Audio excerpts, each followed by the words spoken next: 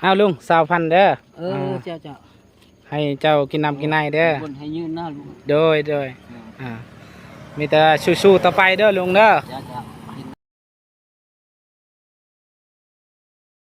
เปิดภาพหน้าสบายดีและสวัสดีเด้อพ่อแม่พี่น้อง FC เมิร์ดทุกคนบ่ว่าอยู่ในและก็ต่างประเทศก็ยินดีต้อนรับเข้าสู่ช่องบ่าวบุญคงคือเก่าบ่าวบุญคงเห็นเนาะทางผู้เฒ่าเพิ่นเนาะมาย่างมาแต่บ้านเฮาพอดีคอยไปก็เลยเห็นลาวย่างเฒ่าเราก็อีต้นลาวเนาะมีท่านเรื่องลาวเนาะว่าไปจังไดเนาะลาวเฒ่าแหละ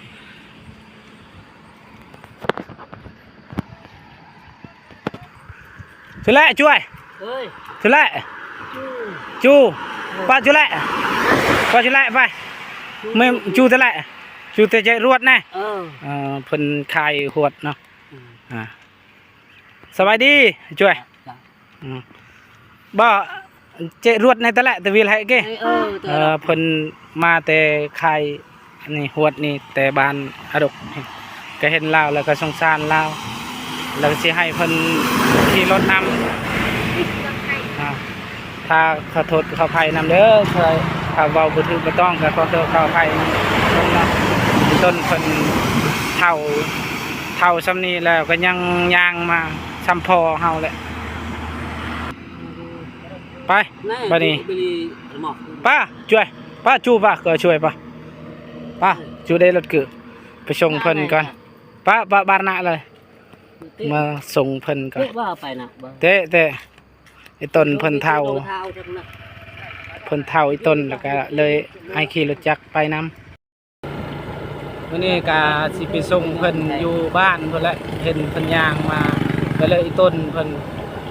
เอากินนี่ก็ไปซื้อยาให้เมียก็เลยเห็นเพิ่นย่างแล้วก็อีต้นเพิ่นแล้วก็เลยให้เพิ่นขี่รถนำเนาะไอ้ต้นเพิ่นพี่น้องเป็นเพิ่นเท่าย่างมากะไอ้ต้นอยู่เราเท่ากับซ้ำน้อยอายุไม่เชื่อก็มอโอ้อายุเพิ่นก็65 ปีแล้วยังย่างมาอยู่บ้านเล่ากับบ้านเก่งทองบ้านเก่งทองไหมฮะบ้านเก่งทองนี่แหละก็เลยดูต้นเพิ่นย่างมาคนเท่าอากาศกับฝนตกตลอด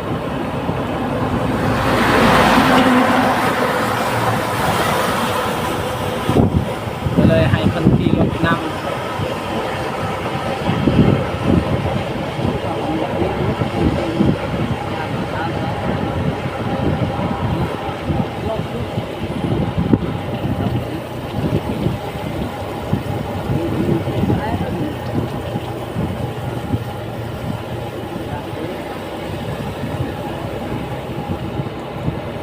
เพื่อชิย่างมากก็พอแห้งแล้วเท่าแล้ว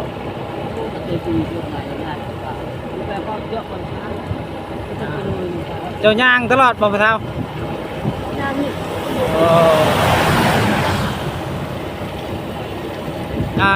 ลูกล้านด้วยใช่เปิ้นได้บอกก่อนแม่โดยเพิ่นว่าลาวก็มีคือกันลูกล้านแต่ว่าลูกล้านเพิ่นทาเวียกแล้วก็เลยย่างไปหาไข่หวด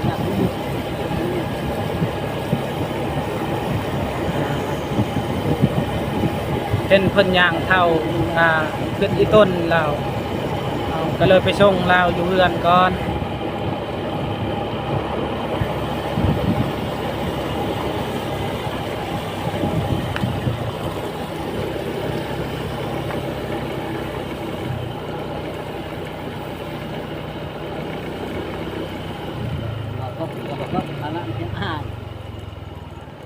เขาที่ใต้นะตรงนี้rồi có ăn mì bạ vậy nè đúng rồi bạn tới nay chẳng ai cần muốt đó cho nàyไปส่งฮอดบ้านเพิ่น ไก่ต้นเพิ่นเบิ่งแตะเท่านี่ อายุ สิเอาเงินให้เพิ่นกินน้ำกินไหนก่อนต้นเพิ่นเฮาก็บ่มีหยังหลายมีแต่20,000ติดธงอะ ตายตา โดยฉะนั้นเฮาก็สิไปส่งฮอดเพิ่นฮอดเฮือนเพิ่นแหละฮอดเฮือนฮอดบ้านนี่แหละก็เลยจอดไปอายุมันอยู่ โดยนะพอเท่าก็คือกันเด้อพอเท่าเด้อ ครับ เด้อเอานี่ก็ลุยต่อเฮาไปส่งเพิ่นฮอดบ้านนะฮอดบ้านฮอดต้นเพิ่น เอาไอ้กับหนู โดย งามกับจูนกับ แม่น เจ้า เป็นเพิ่นแล้วก็อีต้นเพิ่นย่างเพื่อสิฮอดบ้านกับค่ำเพิ่นแหละเป็นเพิ่นย่างล่างกงย่างไป ก่อนเรา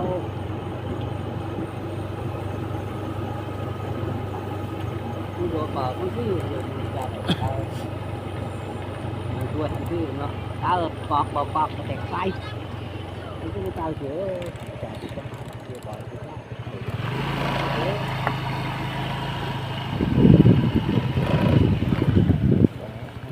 น่าอยู่ในลูกเอาอันนี้ก็ฮอดบ้านฮอดเฮือนแล้วเพิ่นเอาขับใจเด้อลุงเด้อเด้อฮอดบ้านเพิ่นละพูนบ้าน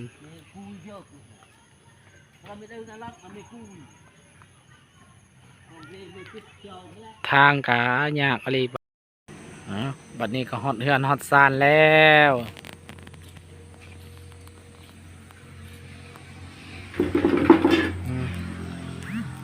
ลูกสาวเฮ็ดหยังเด้เนาะเดี๋ยวนี้ นึ่งข้าว โดย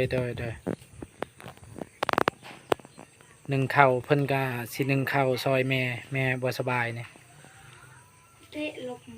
มีแต่ลบทรงนี้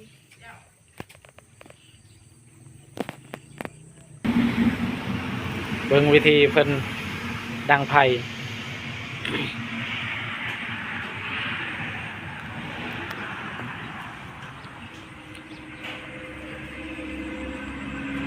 เรียนเล่นไอ้ไว้บอกหนูตุยอัน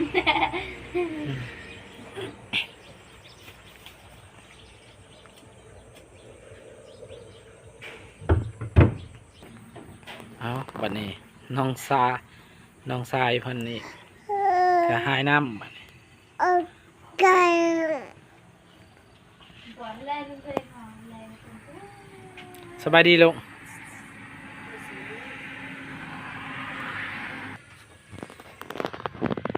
ไปกระติกแล้ววันนี้มีแต่สุดเขาไปดึงสุดเนาะว่าเขายังติดลืมบ่มีใครกินบ่หมด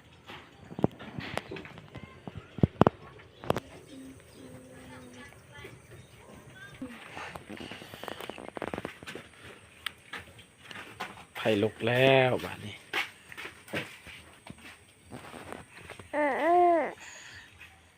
ลองมือแล้วเด้อถึงจะเป็นยังบ่ล่ะ